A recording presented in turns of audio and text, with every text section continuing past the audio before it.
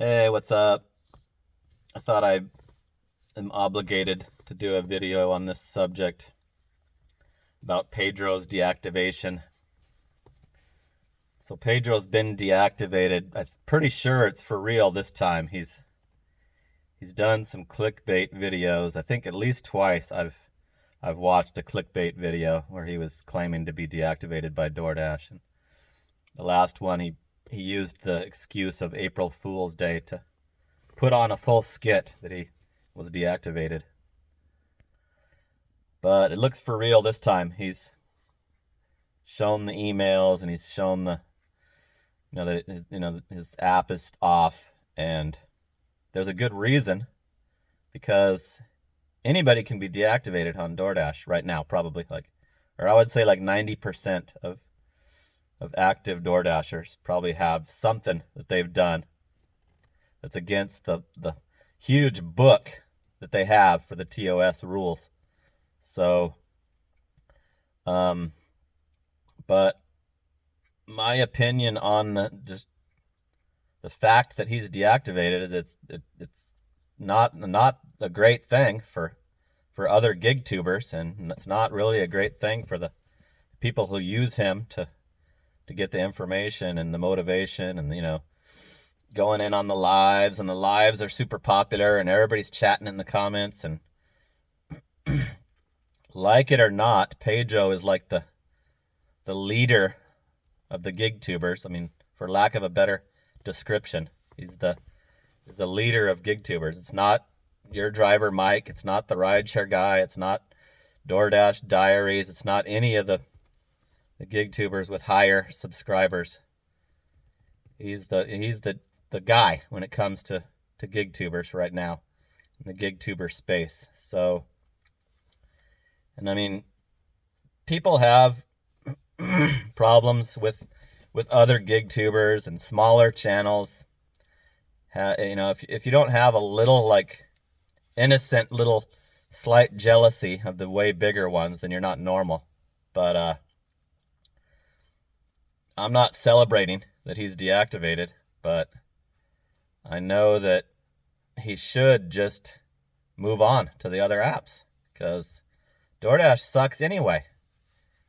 I mean, when I was deactivated, it was awesome, and I could do 2,000 a week, mostly DoorDash, combined with Uber Eats. I never did over 2,000 on just DoorDash, but I would do like 1,700 on DoorDash and 400 on Uber Eats. And when they deactivated me, they deactivated an advertisement for drivers. Like, my channel was, at that time, I was a great advertisement to recruit drivers, but we know they don't need now. So, but there shouldn't be any way that they let people back on anymore, like when you appeal it, because they don't need any drivers. There's thousands of immigrants on all these gig apps, and there's thousands more waiting to get on, and they're all workaholic, just like I was a workaholic, 15 hours a day. I had like almost 10,000 deliveries. They don't give a crap about your track record or your work ethic or any of that. They don't consider your total deliveries, the hours you work, nothing. They don't even look at that. They just kick you right off immediately. All these gig apps do. So don't expect your great, stats and your rating. And people always mention their rating and how good, what their total deliveries were when they get deactivated. It doesn't matter one bit. They can replace you 20 times over. So don't consider that when you're deactivated when you're complaining about it. Doesn't matter at all.